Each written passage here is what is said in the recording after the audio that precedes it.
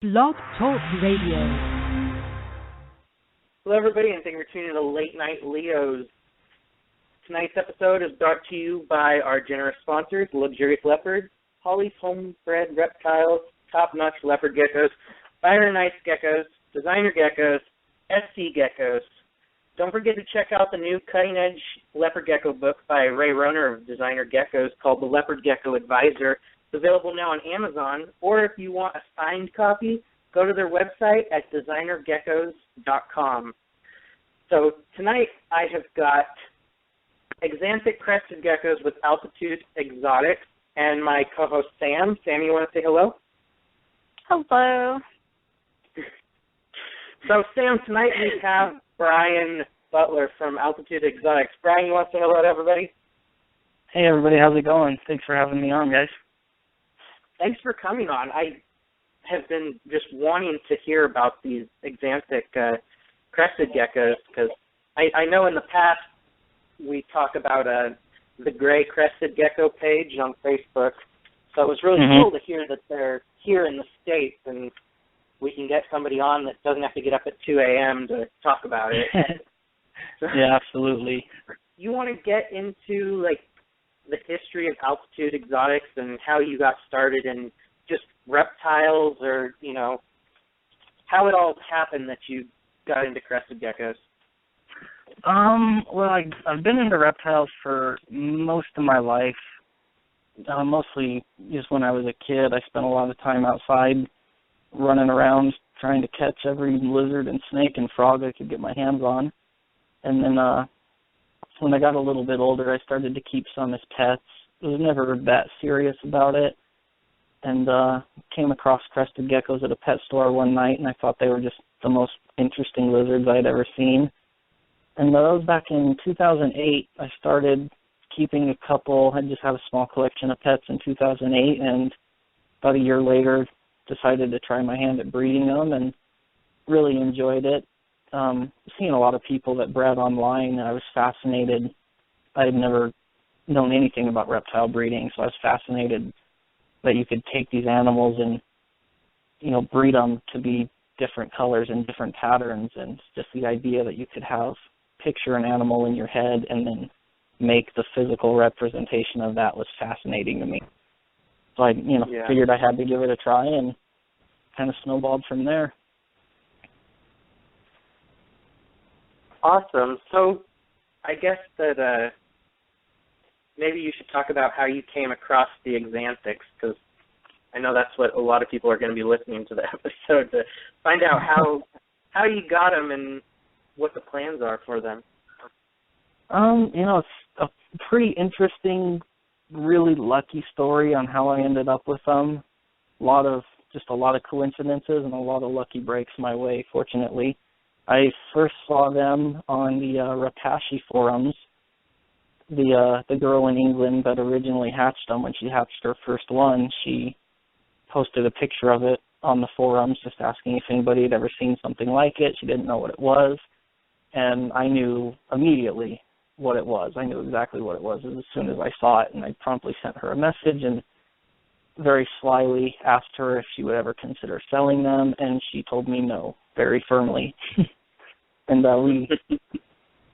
luckily we developed a pretty good relationship talking about, what you would do to breed them and how she should go about trying to prove them out, and ended up talking quite a bit about them, and I kept politely pestering her over a couple of years to sell them to me.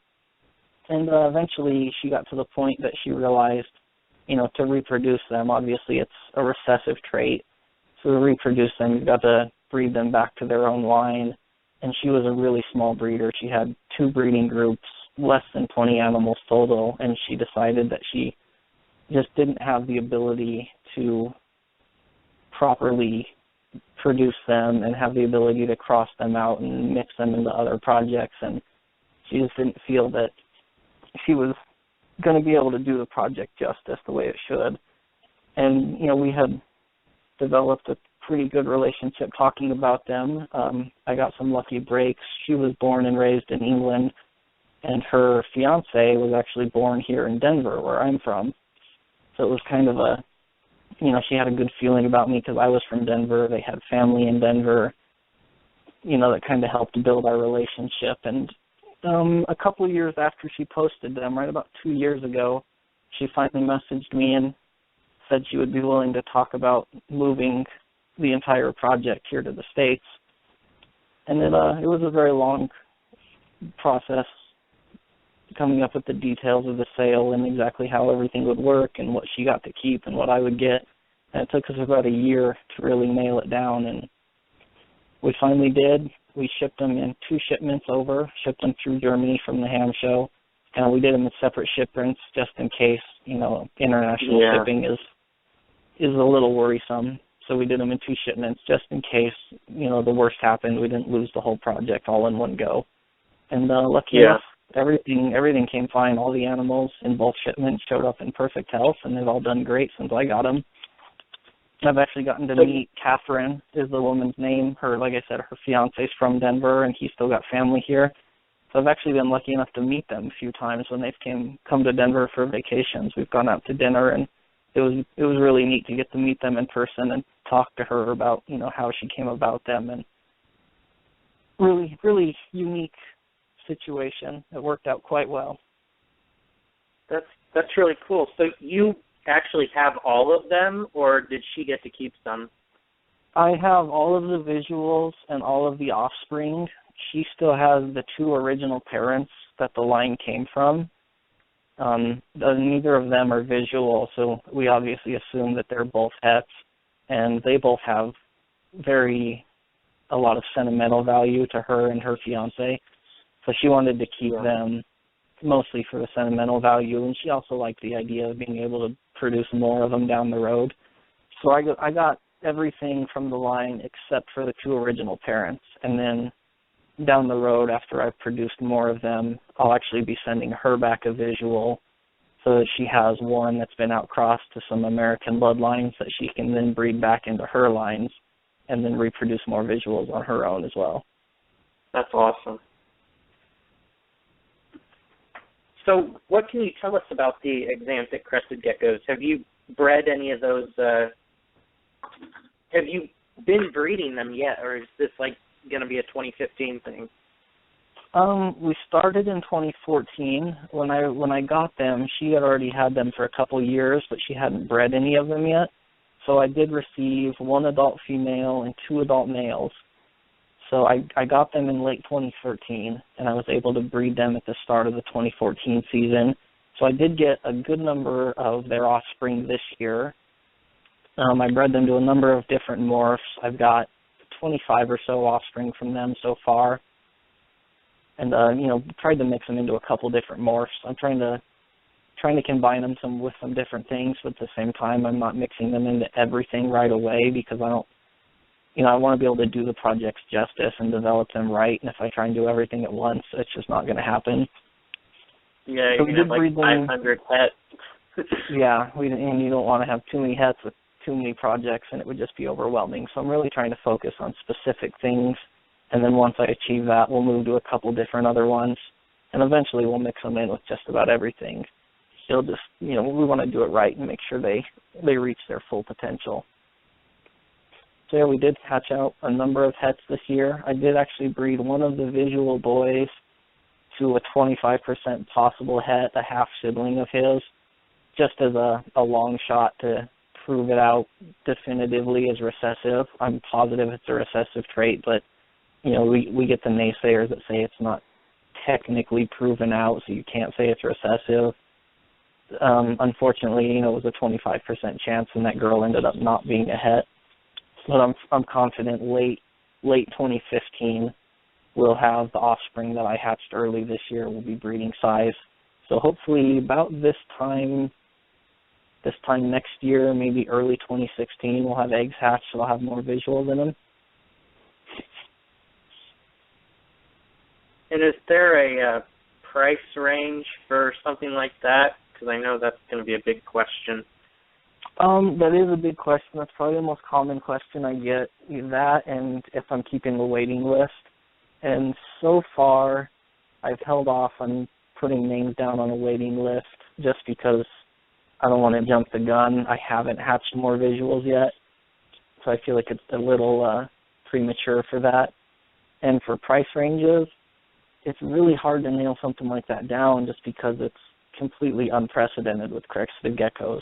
There are no recessive traits in cresties yet. Nothing that's been proven out.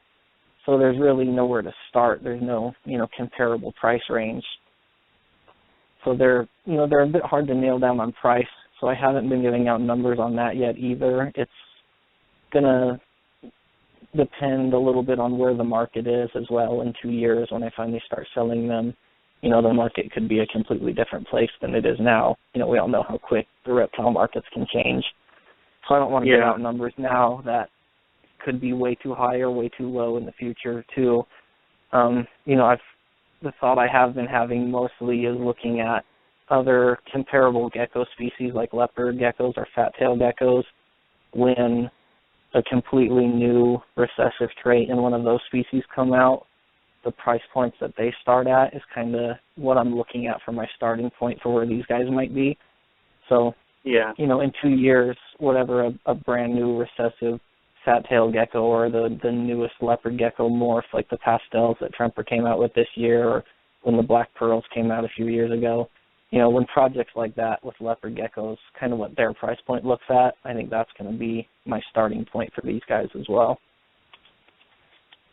Yeah, that's a pretty good way to look at it because, like you said, there really isn't any kind of recessive genes in the crested geckos yet. Exactly. It's on the market. It's so hard to compare them to anything. Yeah. I mean, especially when, crested geckos, they go from, $30 to $1,000. Yeah, I mean, even some of the stuff, the highest-end stuff generally doesn't get posted publicly, but a lot of the really cutting-edge projects, especially adult animals that are ready to breed, they'll go in the 2,000s. I've seen them go for $2,500 for really, really cutting-edge stuff these days. So, and that's very rare that you get something that goes at that price point, but that is the top end of where we're at now. And then, like you said, you can get them, at a pet store, at reptile shows. Usually they start about $30. So it's a pretty wide price range. Yeah. Are you noticing any distinct differences in the Axanthic, the eye patterns, besides it being a different color for the skin pigment? But is there any other differences? There's not a whole ton of difference as far as body structure is pretty much the same. There doesn't seem to be any, personality or mental issues like you get with some of the spider ball pythons and the enigmas, stuff like that. They don't seem to have any quirks like that. Body structure is about the same. The eye color is a little more desaturated, so their eyes tend to look more gray, and their tongues are actually more desaturated too. The tongues aren't bright red like a normal cresty. They're not quite as gray as the bodies, but the tongue color actually changes as well. Oh, wow. That's kind of neat that the tongue's different, so you can tell that they do have the gene in them, or that they pulled the gene. Wow.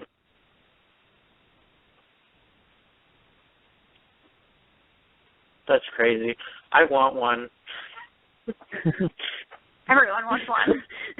I want more of them too, don't worry. Yeah, we're definitely itching. Is there anything else about the Axanthic that you want to tell people, or? Just kind of, I'd like to touch on, what we're going to try and do with them breeding-wise a little bit, as far as mixing them into other projects. And, crested gecko genetics are they're very misunderstood. At the same time, they're not nearly as understood as most reptiles. They're not as cut and dry as ball pythons and leopard geckos and stuff like that. So breeding them into other projects and other morphs is really, we talk about just having a recessive trait in crested geckos is unprecedented. Trying to breed that recessive trait into other traits is unprecedented in the reptile industry because there's really not another species that is, the traits act the same way as cresteds do. So it's really going to be interesting trying to mix them with other stuff. One of our main projects, the first thing I'll never forget when I first saw the very first picture of one, I had a series of thoughts that went through my head, and my first thought was it's got to be an Axanthic. It has to be, the way it looked. My first thought was it's a Photoshop picture, to be honest. And then once I was convinced they were real, I was like, it has to be an Axanthic. And, of course, your first thought when you get an Axanthic is you want to make a snow, which is an albino Axanthic. Well, we don't have albino crested geckos. Luckily, we don't need an albino cresty to get a yellow one. So my first goal, the first thing I thought of when I saw these guys before I dreamed that I'd get the chance to actually work with the project is I've got to breed those to the brightest, cleanest yellow geckos I can and hopefully make a visual Axanthic yellow gecko, which in theory would turn out like a snow ball python, almost white colored. And that's been a big project for years. People refer to them as moon glow crested geckos. It's almost a myth, like an urban legend, to get a crested gecko that's white all the time. It doesn't ever fire up another color. And you'll see people that claim they have one or people that have a picture of one, but in reality they don't actually exist. They're you could get a red one that fires down white, but when it's fired up it's bright red. So to get one that's white all the time, no matter what, is it's a huge what if for the crested world, but to this point it's still just like an urban legend. So the minute I saw these guys, I was extremely excited, thinking, it might be possible to get a snow, technically not a snow, but something that would resemble a snow crested gecko. It's got to be the most exciting project that we're working on with them. That's awesome. And why do you think that there aren't any mutations out there besides like I don't know, would you call normal crested gecko morphs line bred? So my theory, nobody really knows for sure. A lot of people have a lot of theories. Most people will tell you that they're completely polymorphic. You can breed two together and anything can pop out, which isn't true. And I don't think that they're all completely line-bred traits is true either. My personal belief, just from what I've talked to with other breeders and what I've experienced breeding them myself, is that they're similar to, if you think of some ball python morphs like piebald, where the amount of white can vary, or a calico, where the amount of white can vary. I think it's something similar to that in a way, that a lot of the base morphs like Dalmatian and Harlequin and Pinstripe, it's all either codominant or dominant. So genetically, they work just like most reptiles that we know with codominant traits. The thing that makes cresteds interesting is, like the Harlequin trait obviously describes the amount of pattern on the sides and the legs, the cream-colored pattern. And while what the trait is, it's physically a Harlequin, that's trait just like everything else we know in reptiles. The amount of the pattern, or the level of expression is how I like to refer to it, is changed through line breeding. So you can have animals that are genetically genetically the same, but their appearance is drastically different based on how they've been bred. And that really makes it incredibly confusing when you start mixing all these things together. Yeah. And the other problem is there really is no normal crested gecko. If you get a corn snake or a ball python and you don't know what it is, you can breed it to a normal, see how the offspring work, breed those offspring back, and see how the traits come out, and mathematically map out exactly how the genetics work. They're not being a normal crested gecko. You've got no control to work with. So there's really no way to nail down with certainty exactly how everything works, which really just throws a wrench into the whole operation. Yeah. Why do you think there hasn't been like a recessive patternless or an albino yet? Since I don't know. They're produced in huge numbers, so. They are. They're produced in the numbers that they should pop out. Obviously not regularly, but it shouldn't be an incredibly rare sight either. And it just doesn't happen. There's been a few animals over the past 10 years or so that have hatched out that appear to be albinos, but they all the ones that I know of so far end up passing away very young. And I think what happens is they don't develop right. They've got development issues in the egg, and one of the last things they develop in the egg is melanin. So I think if they have development issues, they just never create the melanin, so when they come out, they're bright orange, their eyes are bright orange. They look like albinos, but just based on the way that most of them have deformed legs and they never lived very long, I think it's more of a development issue, and it's not actually a morph. What would consider them albino? The orange or red eyes? I've seen some with red eyes, too. Yeah, they would. I mean, I wish I could show you guys a picture of the one that I'm thinking of that was hatched up in Canada. It was, the eyes were fluorescent orange. The whole gecko was fluorescent orange, but again, it was, you know, the legs were deformed and it just didn't live very long. And I've seen probably 4 or 5 of those over the last few years. And I've had ones myself that have, they've cut their egg open and been unable to get out. And when I go in and cut the egg and pull them out, they're completely white, completely colorless, almost like a leucistic. And again, it's the same thing. They've always got some other kind of deformity, and they don't live even to get out of the egg. And I think it's all development issues rather than genetic traits. There are a couple. There's one exception. Anthony Caponetto hatched out a couple this year that looked like they could be T-positive albinos. And I think the telling thing with his is he hatched 2 out at the same time. And they came from a group that he normally breeds for wholesale for pet stores and stuff, so he doesn't know the exact parents. But the fact that 2 hatched out on the same night, they're likely clutch mates, and, you know, 2 at the same time at least gives you a little hope that it's something genetic rather than a development problem. Yeah. That's pretty cool. I mean, that'd be awesome if you could get, like, you know, the Axanthics and then a T-positive albino and maybe do a trade next year or something. Yeah, it'll be interesting to see. I haven't seen any updates on his in quite a while, so I'm not sure how they're growing up or how they look nowadays. But if they ever turn out to be anything, it'll be interesting to start mixing them in with other stuff as well. There is also one other promising crested gecko. Matt Parks at Pangea Reptile has what appears to be a piebald crested that he bought from a ball python breeder who bought it from a kid who happened to hatch it out in Florida, and it ended up at Matt's, which it ended up in a great place. I tried really hard to buy that one too when it came up for sale, and it ended up going to Matt, which is honestly the perfect place for it. And everybody's still waiting to hear if he's produced more visuals on that. He's kind of keeping everybody waiting. He hasn't really said anything yet.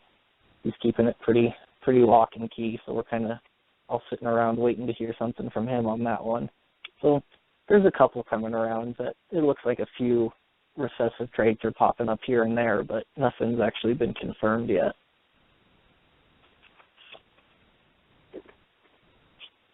Right on. Well, do you want to talk about your solid black project? Sure. Those are ones that people actually confuse those with the Axanthic project quite a bit because they do have a similar appearance. Obviously, the Axanthics, all of the visual Axanthics that I have are patternless right now, so they're all patternless gray, and we're working on breeding them into ones with other patterns and other colors. The solid black project it's a group of phantoms with the harlequin. You get the cream markings on them. The phantom trait actually takes the cream out, so the pattern shapes are still there, but the cream is washed away, so they're solid colors. And the solid black line is just a line of those that we've taken and selectively bred them to be darker and darker until they're almost solid black. And that's another project that they pop up now and then. Somebody will find one somewhere, or somebody will hatch one out, but nobody to this point's really been successful in reliably reproducing them. So we've spent a couple of years trying to collect all of them we can find, and finally last season we managed to hatch out 3 really nice, really dark ones, and then this year we've hatched out a few more. So it seems like we're finally to the point where we can produce them reliably, and hopefully start building that bloodline and expanding the numbers a little bit. Yeah, that would be really cool. And go ahead, Sam. That's okay. A lot of them that I see that they're almost completely black, but their head is like a light brown or a dark brown. Why is the head like that? I'm not sure. I have noticed that on a lot of the solid black ones, most of the ones I own, as well as a lot of the ones that I've seen other places, the top of the head seems to be the one place that the pigment doesn't get as dark. I'm not sure why. It does seem to be pretty consistent throughout most of them that I've seen that are that color scheme. So, I'm not sure why it is, but it seems to be pretty consistent. Some of them are darker than others. Some of them are more brown. Some are more gray. But it does seem to be pretty consistent that they all do have a lighter base head, and then the body gets really dark, and then sometimes the tail has the white cream color on the tail, and sometimes the tail is solid black as well. Yeah, and I see you've got a one-man charcoal that's in your Phantom album that is solid black. Even the head is black. He's the darkest one we got. He's actually one that I acquired as a tiny. He was tiny just out of the egg when I got him.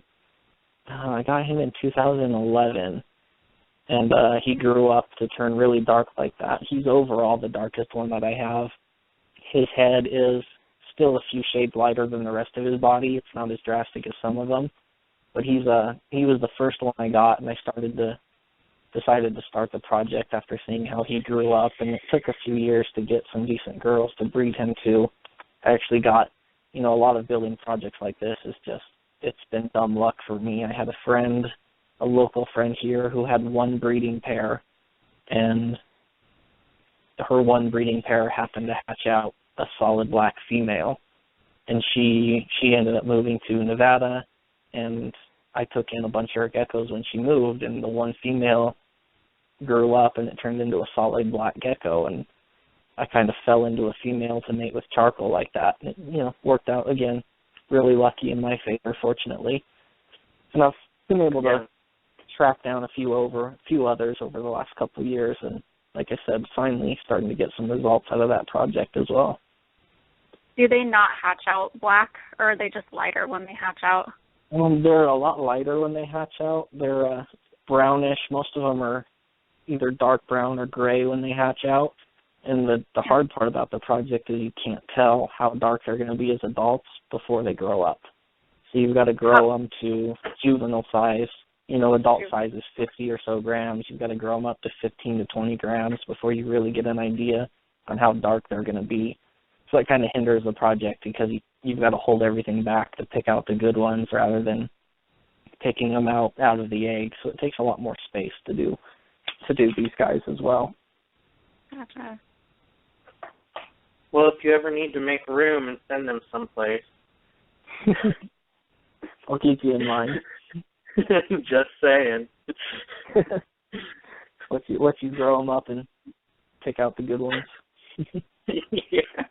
So, did you bred charcoal to that black female, right? I did this past year. And are you going to update your Phantom Project album with the babies? I do need to. I haven't, honestly, one of the reasons I haven't done it yet is because the way I've got my photography, as you can probably see, a lot of my photography and the way I do it is set up is with black backgrounds. And it's just so hard to take pictures of them on the black background because they just don't show up right. I've got to turn the flash up to get them to show up, and then it washes them out and they look really gray. So I need to build a new prop basically to put them on to take new pictures of those guys, and I haven't done it yet. I haven't had the time to, nail down how to photograph them to make them look really good. So I haven't updated the album yet because I just don't have good enough pictures of any of the new offspring. Okay. How much do typically those run in the market? Like everything from the lighter brown ones all the way to the black ones? The lighter browns and the lighter gray ones tend to be pretty cheap because they, if it's just lighter brown, it looks pretty drab. They're not extremely popular, so those tend to be pretty cheap for hatchlings, anywhere from, I'd say, probably $40 to $70. And then as they grow up, you can kind of get an idea what they're going to look like a little better. So the lighter brown ones as adults, not much more than that, and then the darker they get, the more expensive they get. There hasn't been a lot of the really dark, almost black ones that have hit the market. The last one I bought was a baby from a pair of really dark parents, and it was about $400. I've seen a solid black adult female, and she sold for $700 several years ago. So they seem to be, when they get reliably producible, they'll probably be, depending on the sex and the age, anywhere from the $400 to $1,000 range. Unsexed ones will be cheaper, obviously, and the adult males, on a project that's really rare like that, adult males are always the most expensive, and females are just behind them.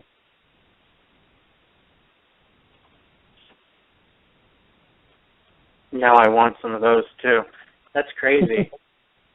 Well, that's my problem too. I just gotta have one of everything. I'm getting bad. I'm just now getting back into crested geckos after like 8 years, and I don't know. It's fault. like I need it. Yeah, Sam's fault. They're definitely addictive. I can remember a time when I had a smaller place. I was working with a lot less space, and I think I had 45 breeders. I had three projects, and they were all real solid projects, and I was real happy with it. I'm like, yeah, I've got my 3 projects. I've got, several different bloodlines, real good animals for these projects. I'm at a good number. This is where I'm going to be. And then I would see something new, and I'm like, oh, I've got to get something for that project. Now I've got to start that project. And then I'd see something else, and I've got to go start that project. And I've got to have one of everything. I want to do every project I see. I want to try it. Yeah. I think that's just reptiles in general. It's like crack to it. I think a lot of us are like that. That brings us to our next project that I really like that you've got is the Ridgebacks. This is kind of like I said, another one that I just happened to kind of luck into. I saw the male is the one that I have pictured. I saw him posted on the Pangea, and somebody had just posted him up and said, hey, have you ever seen anything like this? And I happened to, I seen it, and immediately I went, wow, I've never seen that. I want that project. So I messaged the guy and asked him if he'd ever consider selling him, and I was surprised that he came back and said, yes, actually, I've been considering selling him. Would you like him? And I said, absolutely, I would like to have him. He goes, okay, well, I live in Poland. And I went, oh, God. I have no idea how to get a gecko to America from Poland. I had never done any international shipping or anything at that point. So that was another one. It was an adventure too. Coming to an arrangement on the terms of sale was easy on that one, but figuring out how to get him into the States when international shipping wasn't as common as it is now in the gecko world anyways. It was interesting. So we went through Germany, through the ham show again, and learned that route, and he made it here a couple of years ago. So we started breeding him. That project's been going fairly slow. We have been getting results, but it's been a bit of a slow project. The interesting thing about that is it's really not that rare of a trait ever since I got that boy, and I've really been looking for that middle row of raised scales. There's actually quite a few geckos that have it, but it's, they generally have it from the base of the tail going up at the back, up the dorsal towards the head, and it's usually only about 1/4 of an inch up the dorsal that they have it. And I've had a lot of people send me pictures of theirs going, hey, mine's got it too, mine's got it. So it's actually not that rare. There's quite a few of them, but having ones that have the full row of scales all the way from the tail up to the head, he's the only one I've seen that has that full row of scales. So while it's not really rare, the level of refinement with that trait, just nobody's worked with it before. So trying to get it to where they're, again, consistently producible with the full row of scales is our first goal. That'd be really cool to see some of those. Do you have an album with those on your page? I'm looking for it, trying to link it in the chat for everybody. I've got an album on or a page on our website that's only got the one male on it so far. I've just this year have grown up his first round of offspring, so I have females that are just about ready to breed. They'll be ready to breed in the spring. That'll go back with him to hopefully further refine that trait. I don't have pictures of them yet. They do. Most of my new breeders get their photographs done over the winter, and then I update the website in the spring when we put the new breeding groups together. So most of them aren't on the website yet. They will be on our next big update with our new breeders. I linked it in the chat room for everybody. The Ridgeback actually looks pretty interesting.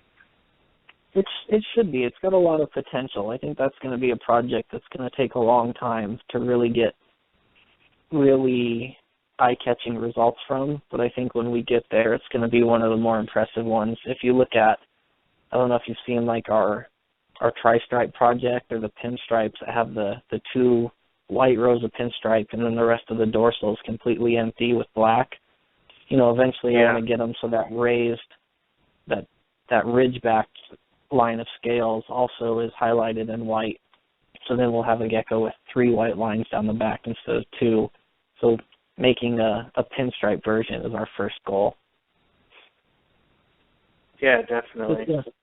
It's a work in progress, but it's, even if it takes a long time, I think it's worth it. It's, that's the kind of stuff I really love is, like I said at the beginning, being able to picture an animal in my head that doesn't exist and then, with selective breeding, creating a physical representation of the image in my head is just one of the most fascinating things I can imagine. Yeah.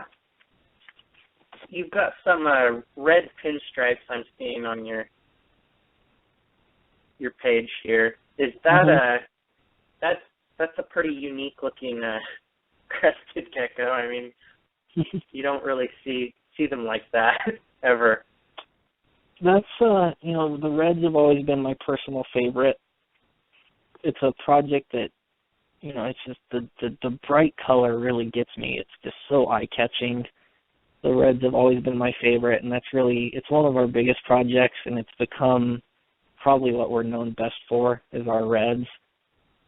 It's what I've worked the longest on is just the brightest, cleanest red color I can get, making them really pop, refining the pinstripes, and then also the secondary color, the pattern color, getting it as light as possible so they're red and white, and as much of that secondary color as possible too, so they're just as much white over a red gecko as we can manage to get is my main goal for most of that project.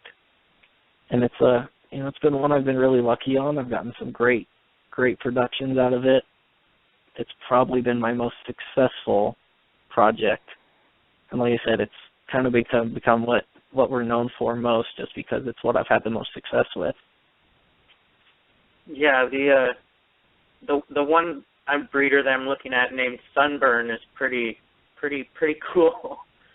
She's definitely one of my favorites. She's her and Pele. There's another breeder named Pele that are 2 that we hatched out in 2012. They just seem to be on another level. How bright and clean their red color is a step above everything else we've been able to hatch. So those 2 are definitely the 2 favorites of mine that stand out. I did have one other one that I hatched out that was that caliber of red that I sold. I regret selling him. I should have kept him. But, we all make mistakes, right? Yeah. Too often sometimes. Yeah, I know that. It's not too often I sell something that I regret selling, but that boy's definitely one of them. Yeah, I think that just happens a lot in reptiles in general, because yeah.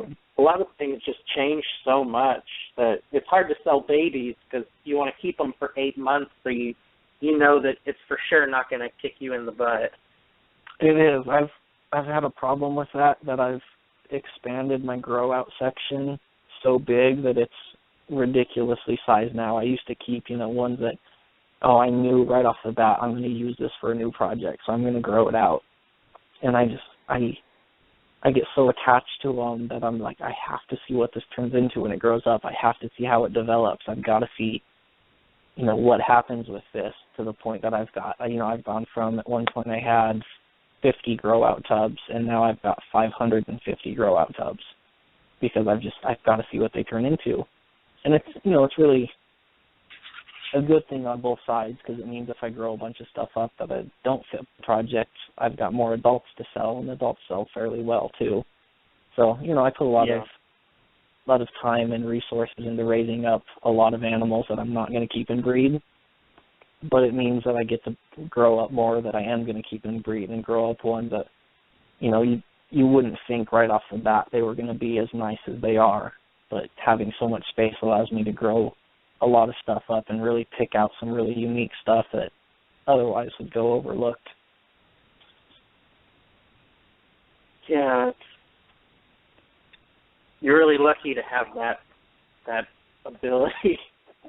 I seems to be a common theme, but yeah, I've gotten lucky quite a bit with my reptile endeavors. I've definitely gotten a lot of help, and I've gotten really lucky, so I definitely can't complain. And we do have a question. We have a person asking if you have a breeding pair of the lighter phantom ones for sale, and if you're still a breeding pair of the lighter phantom ones. Yeah, the light brown. I don't think I have any of the phantoms. My next website update for available stuff, I'll actually be doing a big Black Friday sale. And then the following Monday, I'll be doing Cyber Monday auctions on our Facebook page. So that'll be the next chance to get new adult. There'll be a lot of adult males and adult females going up for sale. So that'll be the best chance to get a new breeding pair.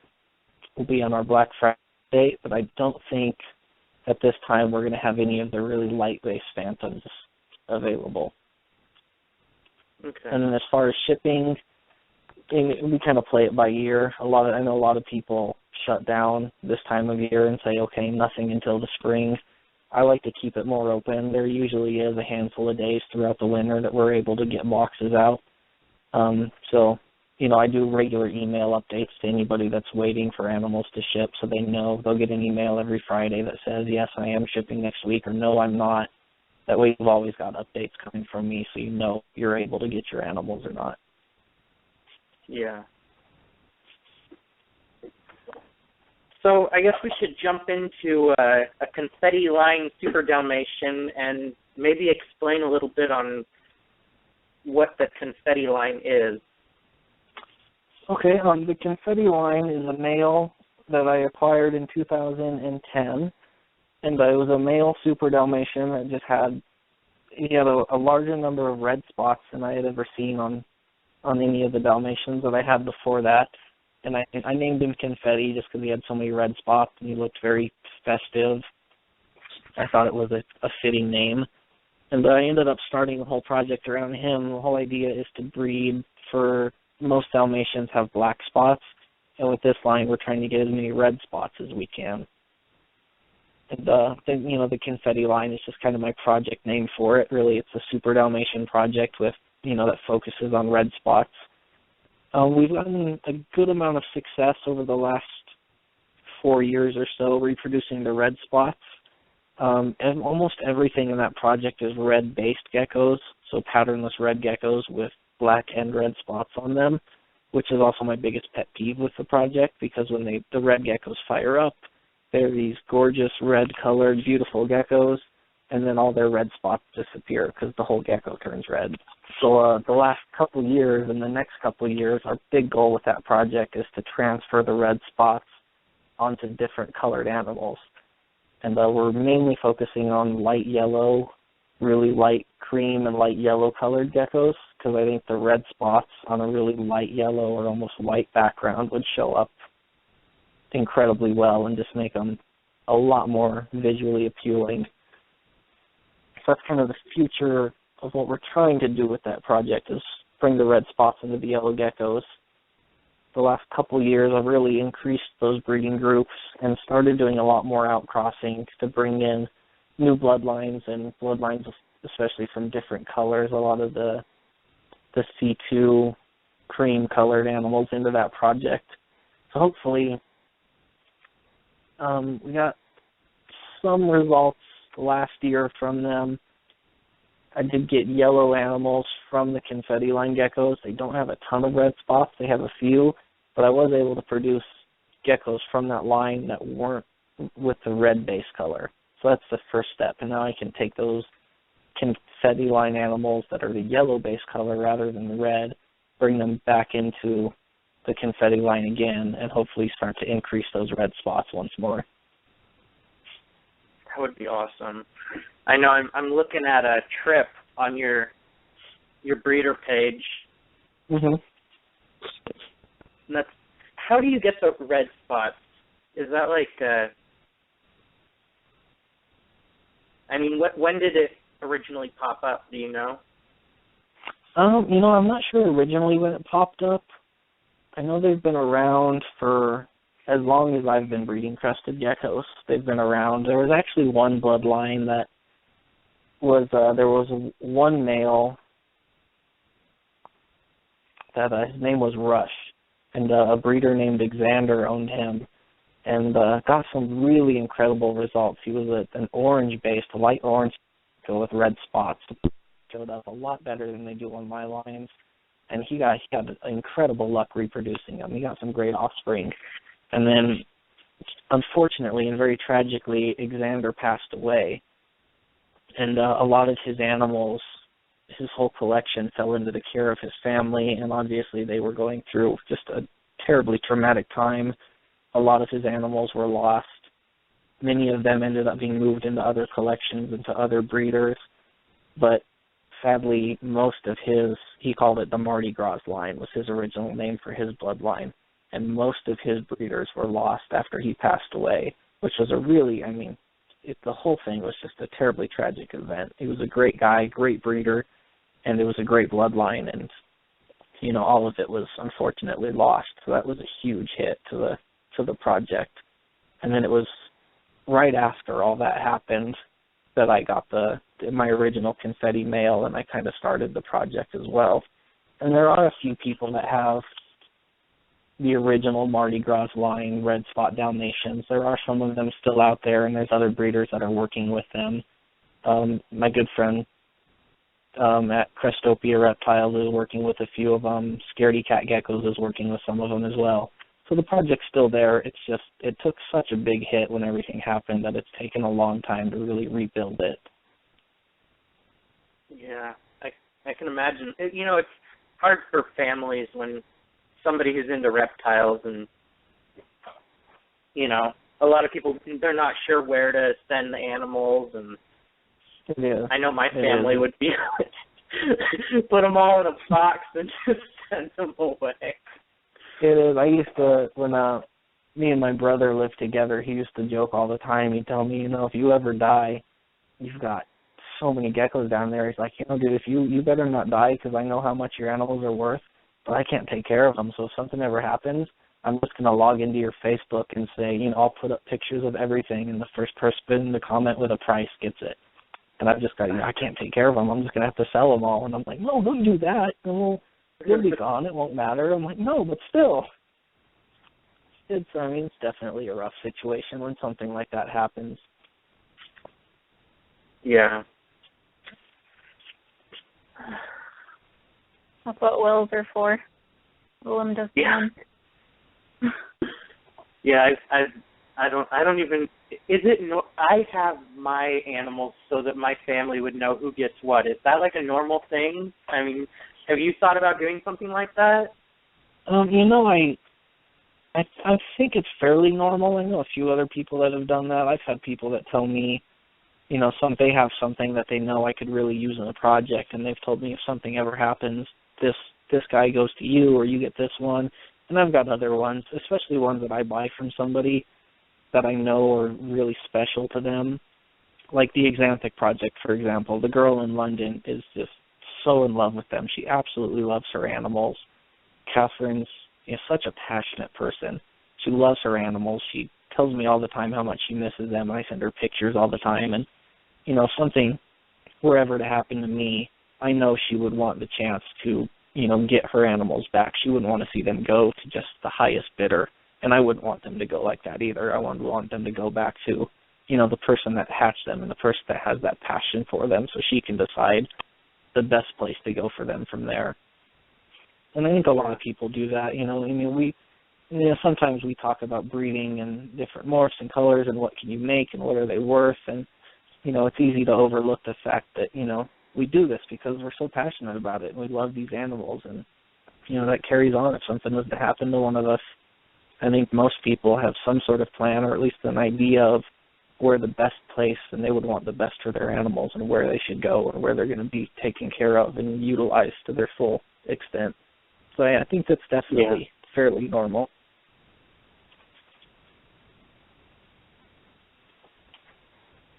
Okay. Well, do you want to talk about your tricolor project? Yeah, I would love to. That's a fairly new one. That goes back to like I was talking about. I see something and I have to have it. The tricolor extreme harlequin project is something that I never really bred extreme harlequins before.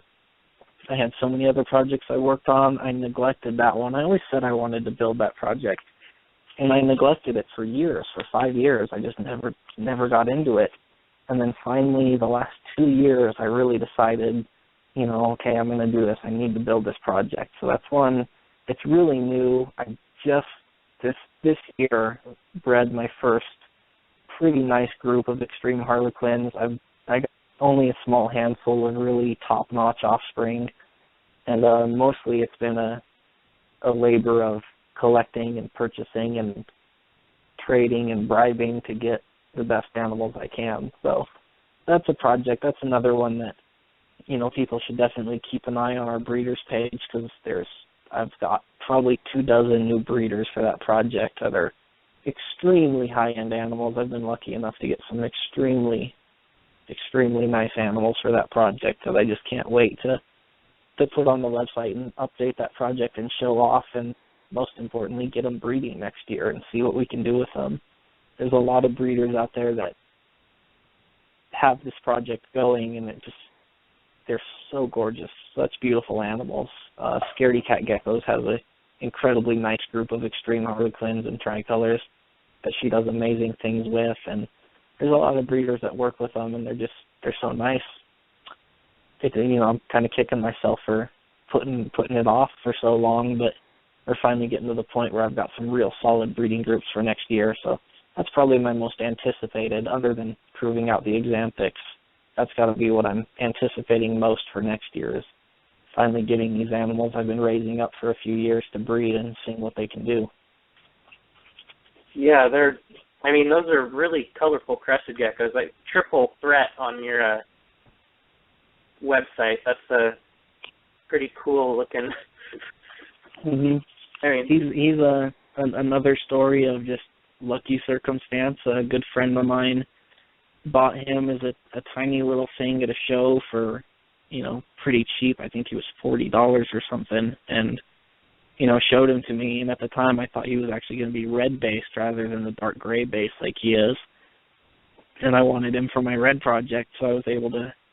She bought him knowing that either me or one of her other friends was going to want him, so she bought him and offered him to me, and I bought him from her, and he ended up growing up not turning out to be a red-based gecko like I thought he would. And then I got him, and I was, he grew up and he wasn't red-based, and for a minute I was kind of sad. I'm like, I had all these plans for him in my red project, and then I, kind of stepped back and looked at him and went, I don't really need him for my red project, but this would be perfect for this tricolor extreme harlequin project that I've been procrastinating about for 5 years now. So I kind of fell into him, got a little lucky with him, and that really jump-started the project too. Yeah.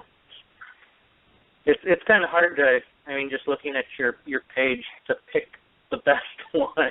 They're all, is that like a common thing with the extreme harlequins, or are they just all different and colorful? Yeah, a lot of them, that's one of the good things about the Extreme Harlequin project is there's so many different varieties. Like I was saying earlier with the genetics, it's tough to tell exactly how crested gecko genetics work. In my opinion, all Harleys are genetically the same, but the expression is different. The colors can be a little different. How much pattern they have or the way it's expressed can be different. So that's a really neat thing about that, that project is there's so many different, the base color can change and the color of the pattern can change. There's ones that are, black with white pattern, and then you get gray ones with orange pattern and black with orange pattern.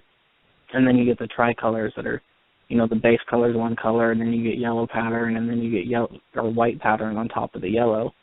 So you can get, so many different combinations and so many different ways the pattern can be expressed and the amount of pattern. It's really a really variable project. Yeah. What's the price range on those things? The tricolors have been going up in price, and the Extreme Harlequins especially have been going up in price for a couple of years now because they've really, really been gaining in popularity.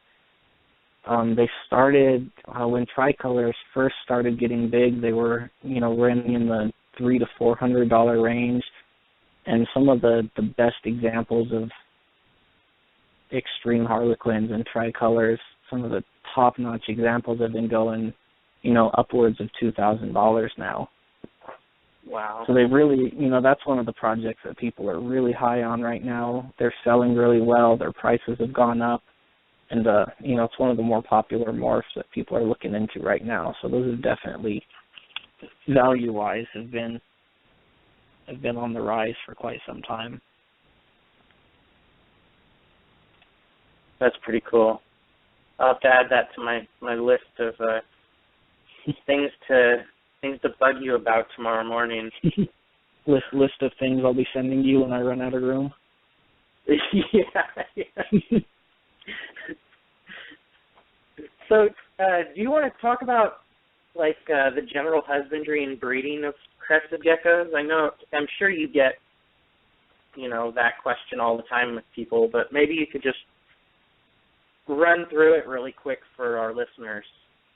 Yeah, of course. Husbandry with these guys it's one of the things I like about them is they're a species where husbandry can be something that, it's very enriching and it adds to the experience of keeping them rather than being, you have to have them. Some of the more delicate species or, some of the stuff that needs specific temperature ranges, you have to have them set up a certain way for them to really thrive and do their best. And with crested geckos, they're so durable and they're so variable, it really makes your husbandry options almost unlimited. So it makes it a lot of fun. There's so many different ways to keep them. The kind of numbers I keep, I use mostly plastic sterilite tubs. I keep them all in a rack, a lidless rack system, like most ball python breeders and stuff do. I use taller tubs than you would keep a ball python in, but the idea of the rack system is the same. And then there's a lot of people, most people use the glass exoteric cages. Those are really popular. They look great. They're absolutely great display cages. And those work really well. They do really well in living vivariums, which is pretty big in the crested industry. People love to build, elaborate living lives with waterfalls and different plants and, all kinds of different substrates. And you can add pillworms and all kinds of stuff in there. So it's a closed ecosystem almost, and you don't have to clean it like you do with a tub. So there's so many different options on how you can keep them that it really makes them not only fun to have as pets, but it makes keeping them fun. Their setups are fun. Building them new homes is fun, which I think that's one of the reasons they're more popular, because it's a lot easier to do that with them than really with a leopard gecko. Yeah. And as far as husbandry, another positive to them is they're so simple and they're so bulletproof. I always tell people, I vended a show today here in Denver, so I have repeated it 100 times to people at the show when they ask me about them. But, they're simple. Basically, if you're comfortable, they're comfortable. They like room temperature, anything from 65 to 80 degrees. As long as if you're comfortable living in your house, they're going to be comfortable, which makes it really nice because you generally don't have to do anything to keep them properly. Your house is already set up in the right temperature range for most people. They don't need UVB lights. They're nocturnal, so they don't need UV. There is a lot of debate, even with all other nocturnal species. There is a lot of debate that providing UV lights is beneficial and people should do it. And I wouldn't argue against that. I don't think it's necessary because they thrive so well without it. But it's never a bad thing. I don't think it never hurts to add UV. But you definitely don't need it. It's not a necessity, which again makes it so easy. You don't have to worry about light bulbs and timers and whether it's set up right. If your house has windows, which most of our houses have windows, they've got a day-night cycle, and that's really all they need is to be able to tell when it's day and when it's night. So they're just so easy to keep. It really opens a lot of avenues on how you can keep them and where you can keep them, and really makes it pretty easy and pretty fun. That's really cool. So I did have a question on the breeding. A lot of people say to just breed or incubate the eggs and in your normal room. Is that how you do it, or do you set them at some specific temperature? I like to keep them a little bit cooler than I keep the animals at. So I've kind of got my facility split up into different areas. The breeding adults are all in one area, and they get temperature changes. In the summer, I keep them pretty warm, and then they get a drastic temperature drop in the winter. I try and keep them so they will drop down almost into the 60s at night, and I don't like to get them over the mid-70s during the day to keep them cooler for the winter, and that, gives them a regulation for seasons and helps them set a breeding schedule so they have an off-season for breeding, and that's pretty beneficial for the breeders. On the other side, I like to keep the hatchlings and the grow-outs warmer year-round. It helps improve their metabolism and their growth rates so they don't hit that slump in the winter where they stop eating so much and they don't grow. So I actually I try and keep them at 78 degrees or so year-round, and that really helps their growth rates and their metabolism pick up.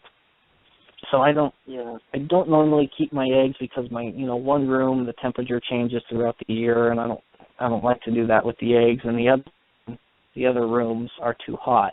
I don't like to keep the eggs at 78. So a lot of people do keep them, like you said, just in your normal room, which does work fine. There's nothing wrong with it. It works great for most people.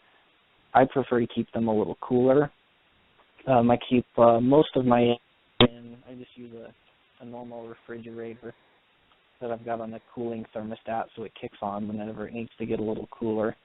And I keep them right about 70 degrees. They're not temp specs, right, the eggs? I'm sorry, say that again? The eggs aren't, so they're not temp specs, you can't put them at a certain temperature to make them come out male or female? No, with crested geckos, they're not. There's not a higher ratio? You haven't noticed anything?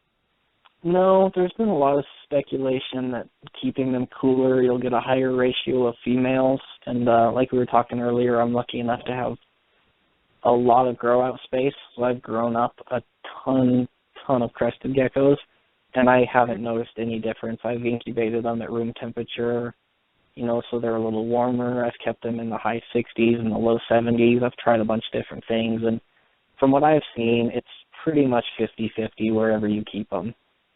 It really doesn't change it. I mean, if it does, it's by a matter of less than 10%, so it's, within the realm of you could expect it just to be random anyways. So I wouldn't say that the temperature changes the sex ratio at all. It does, if you keep them cooler, they incubate a lot longer. You can incubate them, I've heard of people incubating them at 80 degrees and they hatch out in about 50 days. I do mine at about 70 degrees and they generally take about 110 days. I prefer that. They're bigger hatchlings when they hatch out. They're generally more developed. They're bigger. I just feel like they've got a better start, and their structure which is another thing that affects their value, is the size of their head and the size of the crest on their head. A guy named Andrew Gilpin from Living Art Creations did a study several years ago that incubating them at lower temperatures, their head structure and the pad on the tip of their tails is actually larger if they incubate longer. So it actually can help, as odd as it sounds, it can help increase the value and the visual appearance and just the overall quality of your animals to keep them at a lower temperature because their overall structure is better. That is really interesting. Have you noticed any coloring differences from incubation temperatures? I haven't, but I don't think I've done enough experimenting to really test it. The hard part with that, I've always kind of thought about that because you hear about that with leopard geckos a lot, and I've always, in the back of my mind, toyed with the idea of taking some of my red groups and incubating some of them low and some of them high and seeing if the higher temperature ones actually improve the color. And I think the main reason I never have is the red ones, kind of like when we were talking about the solid black ones, the red ones, it takes till they're about 6 to 8 grams before you can be 100% sure that they're going to be red. And then it takes till about 20 grams before you can be sure on how, what the quality of the red color is, how bright they're going to be.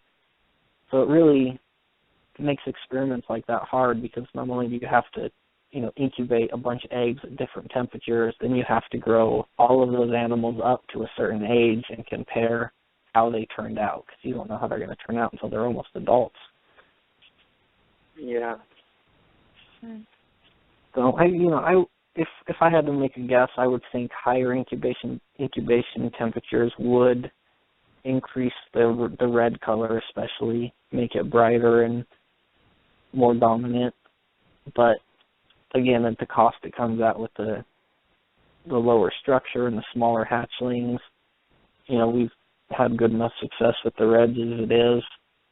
It's just hasn't been worth it to experiment with it. It's still one of those things I think about, and someday I'm sure I'll try it and just see what happens. But to this point, even if it works, I don't think the gain is enough to justify it. Yeah.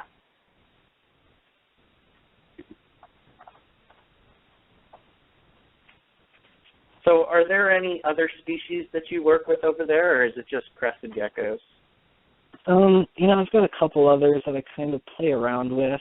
It's mostly crested geckos as far as, real serious projects and refinements and trying to do specific things. It's mostly all crested geckos. I do have a few other species. I've got Saracenorum geckos. I've got a couple, but not very many, a few breeders of those. I've got a couple dozen gargoyle gecko breeders.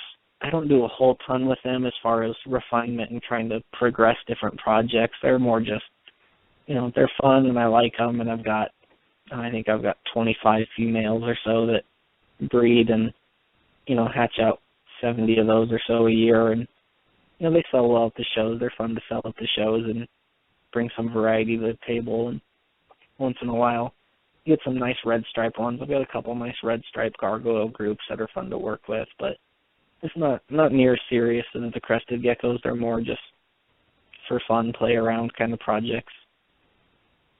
Yeah. I've also got a large collection of mourning geckos. They're really small. I'm not sure if you guys are familiar with mourning geckos. Yeah, the ones that just multiply on their own. Yeah, the parthenogenic. So that, like you said, they're all females. They just, when they hit sexual maturity, they automatically reproduce. So I do have quite a large collection of those. For some reason, I'm just fascinated by them. I think I like them because they're so social. They're one of the only animals I keep, and one of the few reptiles that's truly social. They do a lot better in a big group, and they're just so fascinating to watch. They're incredibly vocal. They chirp and bark constantly. They never stop making noise, and they set up, a whole little social hierarchy. I keep them in huge groups. I've got 2 breeding groups that have about 50 geckos each, and they, it's just like a big community, and they've got a hierarchy, and they fight for dominance and argue over who gets the best spots to bask, and It's just like a whole little society that they set up for themselves. It's just beyond fascinating to watch those animals. So I've got a ton of those. And again, it's just those are more for my enjoyment. You know, we produce quite a few of them, but mostly it's just because they fascinate me. Yeah, that actually sounds like an interesting thing to get into, just because of the social dynamics of them. It is. They're incredible, and they're neat because once they get accustomed to you, they almost ignore you. I used to keep them in a tank next to the couch in my living room, just because if you were around them enough, they stopped paying attention to you. So they would come out during the day, and you'll be sitting there watching TV, and there's this whole little, you know, society going on with this chirping and barking and chasing each other around. And, you know, it's not like some reptiles that they don't do much when you're there because they're kind of shy. And they're technically a nocturnal species. I think in the wild they're, you know, they act more nocturnal, but in captivity, you know, they just kind of do their thing. They're not being hunted, so they don't learn that they need to hide, and they're out all day jumping around and hunting for food and doing their thing. It's really interesting. Yeah. Well, did you have any other things that you wanted to touch on tonight, or? You know, I think the only thing I'd like to talk about that I think would be interesting for people is feeding for crested geckos. Yeah. I'm a big advocate on feeding. There's a lot of misinformation on how to feed them properly and, you know, what they should and shouldn't be fed. I actually have an article that you can link in the chat room on my website under the articles tab. I wrote a whole essay on, you know, what I found best to work with feeding. And, you know, I'd just like to touch on a couple of those points. When crested geckos first came into the hobby, there were no prepared diets for them. And the common knowledge was to feed them baby food supplemented with calcium and vitamins and that kind of thing. And it worked because there were no other options. And it worked fine for a while. And then as they grew in popularity, Repashy Enterprises came out with prepared crested gecko diets. They're powdered diets. You mix them with water. And when they came out, they were advertised as complete diets, that you could feed just the diet and that's all your geckos would ever need, and they would live fine off it, which technically is true, but it's also a misleading statement. It, you know, the prepared diets, and there's a ton of different brands now. Personally, I use the Pangea complete formula diets. I get the best feeding response off those. The Repashy's a good diet as well, and there's a couple others out there as well, but the Pangea is definitely the one I endorse. But other than that, you know, a lot of them are still promoted as complete diets, which I think if you have a pet gecko, that's fine. They don't really need anything. But I've seen a lot of people, and in the past I've run into problems with breeding animals. They just don't eat enough of the diets. They don't get enough calories and enough fat and nutrients from just the powdered diets to really sustain what it takes to breed for season after season. And for a long time, people stopped feeding their crested geckos bugs. They didn't feed crickets or anything because they thought, great, I can feed them this powder, and it makes everything simple, and I don't have to mess with bugs. It's a great theory and a great thought, but in reality, I'm a huge advocate of feeding crickets to your crested geckos. You know, I feed crickets once a week. It really just, they get so much more protein. They can get so much more calcium that way. It really, especially for breeding adults, it really helps them out. And even for juveniles, the growth rates, if you feed crickets, are exponentially higher and faster than if you don't feed crickets. Usually my animals take 12 to 14 months from the time they hatch to when they reach 30 to 35 grams. If you're only feeding the powdered diets, it can take up to 3 years to reach that weight. And I don't think it's healthy for them to grow that slow either. So yeah, I'm a huge, like I said, in that article I kind of break down my whole feeding schedule, why I feed on that schedule, how that schedule works as far as, you know, optimizing how much intake they can get and how much, you know, calories and vitamins they can get and process, and why I feed a certain way. It really kind of breaks that down, you know, what I've learned and what works best. And one of the big points in the article that I talk about is gut loading your crickets. I think it's one of the biggest problems in just reptiles in general is almost nobody properly gut loads their crickets. And, most people assume, well, they were feeding them at the store that I bought them from, so they're already gut loaded, or I gut loaded them. I bought them last night and gave them some food, so they're gut loaded the next day. Yeah. And the reality is gut loading, I don't even like the term because I think it's a misleading term. To gut load them, you fill the cricket's gut with the healthy food, and then your animal eats it, your gecko eats it, and all they're getting is the food that's in their gut, which really doesn't do them any good. My theory is you should gut load for 4 days, and it really gives the cricket a chance to metabolize that food they're eating. So if you feed them a healthy diet, you want the cricket to metabolize that diet and really build a better body. So you're feeding your animals a healthier animal rather than a cricket that's got some really healthy stuff in its stomach. It's much more beneficial if the entire cricket is overall a healthier product. So I'm a big advocate for gut loading properly as well, and that makes a huge difference in the health and the growth rates of your geckos. And what do you think about using roaches for crested geckos? I personally don't use roaches. I find them to be just a giant pain in the butt. I think they're a fantastic feeding source if you've got the ability and the time to use them. I think they're probably the best option. Dubia roaches especially are a great option. For me, my problem with roaches is they don't move. Their natural instinct is to hide. So you put them in the gecko's cage and they go under the substrate, the paper towels or newspaper or whatever you're using. They go under there and they hide and they don't move. I mean, they can go weeks without moving, and the geckos don't eat things that don't move. So you've got to feed them in a dish.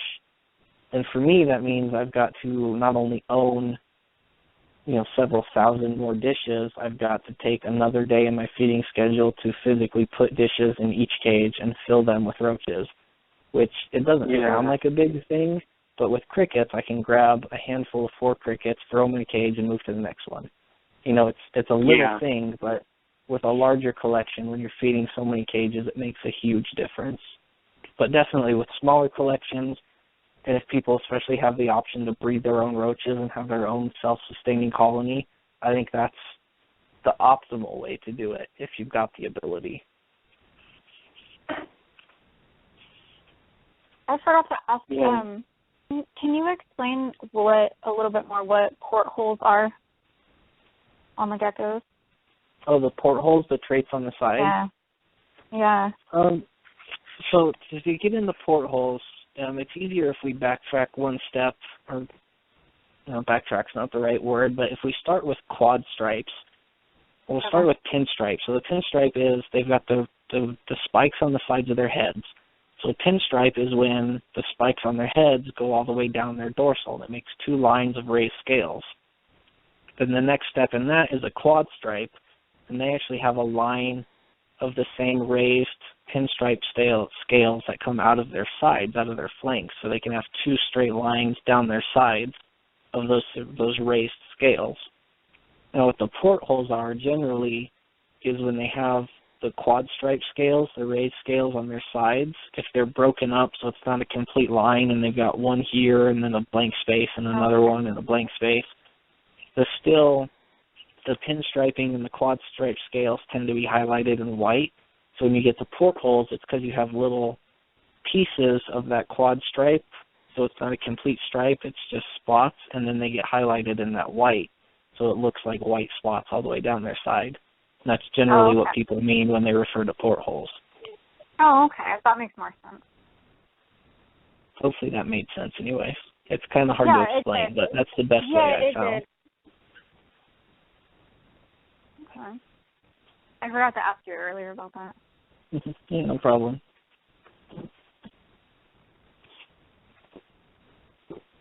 All right. Well, Brian, is there any closing remarks you'd like to share with people, and if you're having any sales coming up anytime soon, or? As far as sales, our next big sale is our Black Friday sale, so the day after Thanksgiving. I've got more than 70 new geckos that are going to go up for sale. A lot of males and females, not just young, unsexed animals. There's going to be a lot of females, some really nice males. And everything on my website will be updated at midnight on Friday. So for Black Friday, it will be updated. And we'll have free shipping for any orders placed on Friday. So any orders placed on Black Friday get free shipping, so you won't have to pay for shipping, which really helps, as we all know shipping can get ridiculous with reptiles sometimes. So it's a big plus to save that $50 on shipping. And then on top of the Black Friday sale, we do auctions on our Facebook page a lot. So we are doing auctions from now until Thanksgiving.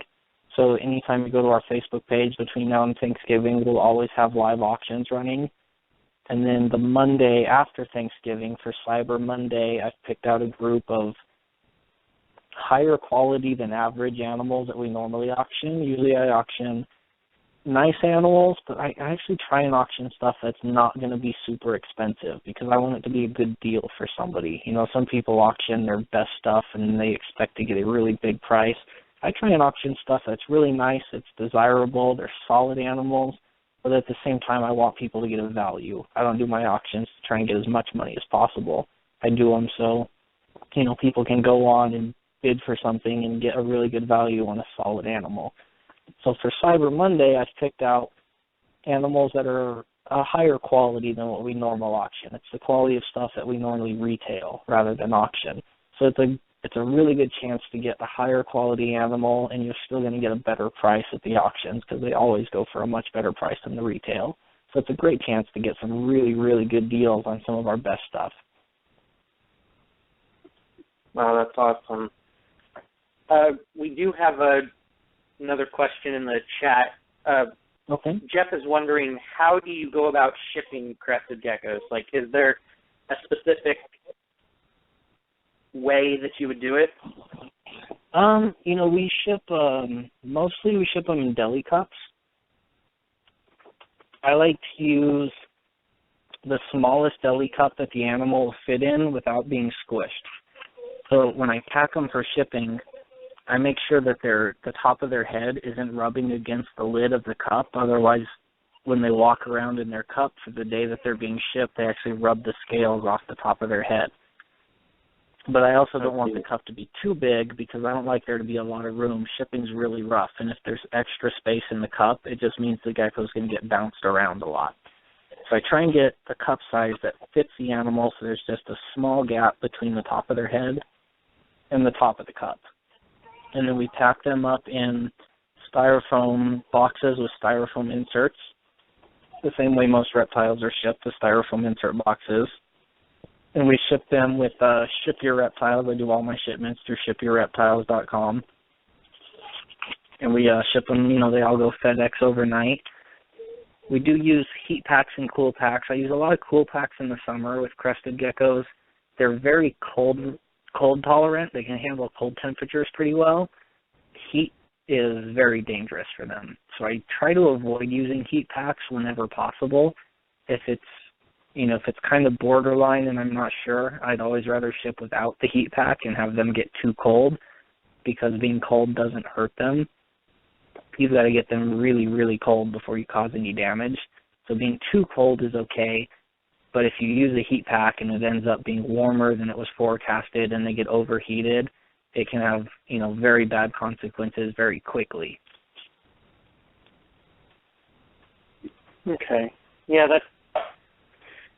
that does make a whole lot more sense because, you know, you can get way over 80 degrees in that little box with a heat pack. Mm-hmm. Yeah, it's really easy. I mean, heat packs are so dangerous.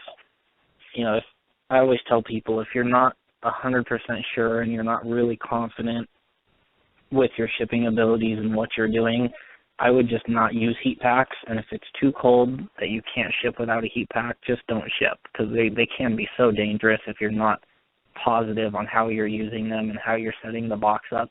It's really, really unfortunately easy for things to go wrong. Yeah. And that kind of doubles as well with this. Go ahead. What? No, go ahead. I was going to say that doubles as well with husbandry too. when you're keeping them, especially in the summer in some of the hotter parts of the country, it's easy to let your house get up to 85 degrees or so, and for you it still feels comfortable. It's a little warm, but for your gecko, 85 degrees is really warm. They say the normal temperature range is 70 to 80 degrees, and people think 85 is only 5 degrees above that, and that should be fine, but it's really not. To keep them at 85 degrees for an extended period is pretty drastic consequences. Whereas the other side, if the low range is 70 and you keep them at 65, it's really not going to hurt them. You can get them down into the 50s overnight during the winter. And, really small babies might have some problems with it, but especially for adults, if they get down into the high 50s overnight, it's not even going to hurt them. So it's definitely heat. You want to avoid heat with these guys at all costs. Okay. Well, that's good to know. Yes. Brian, have you tried using the Phase 22 packs? I never have. I've looked into them a little bit.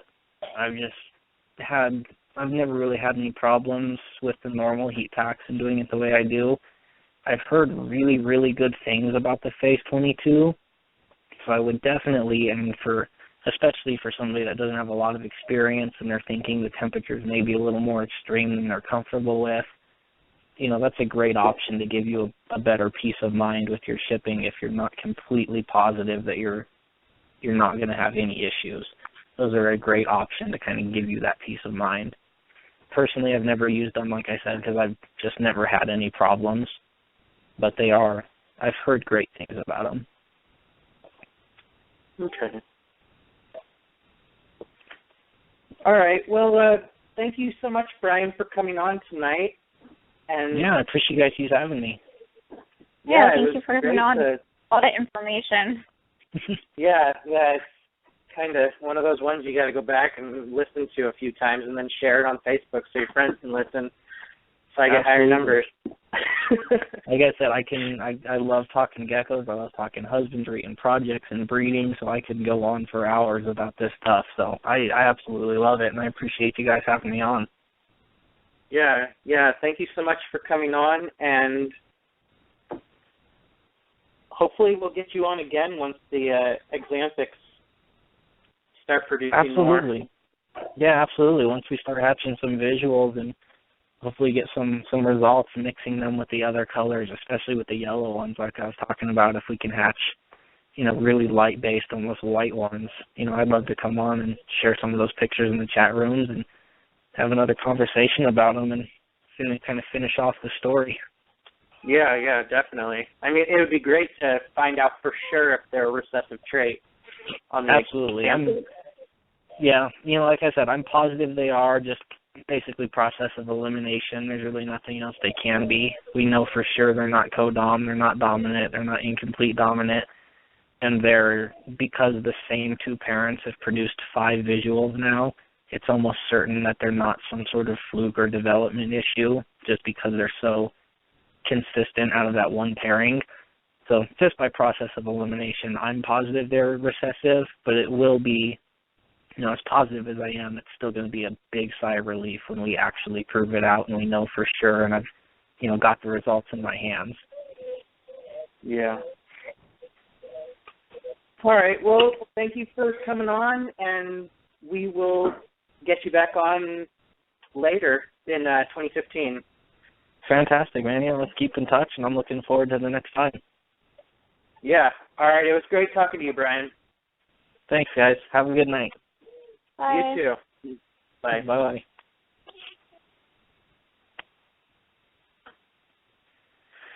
So thank you, everybody, for tuning in to Late Night Leos. This episode was brought to you by our generous sponsors, Luxurious Leopards, Holly's Homebred Reptiles, Top Notch Leopard Geckos, Fire and Ice Geckos, Designer Geckos, and SD Geckos. And don't forget to check out the new cutting-edge Leopard Gecko book by Ray Roner of Designer Geckos called The Leopard Gecko Advisor.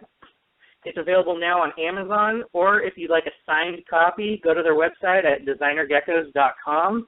And if you'd like a free signed copy, go ahead and go over to the Gecko Blog Facebook group and tag Ray and tag Gary, and then give me a random number between 1 and 1,000, and just make it a brand new post on the Gecko blog, and make sure that you tag them, and we'll pick a random number, and we'll announce it Monday.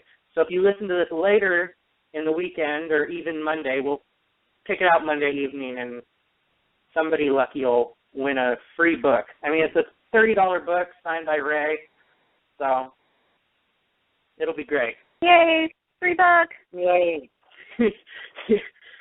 So thank you, Sam, for coming on, being my co-host again. And thanks for having me. Yeah, next weekend we got Steve Sykes, Geckos, etc. And that's it. Good night, you guys. Night.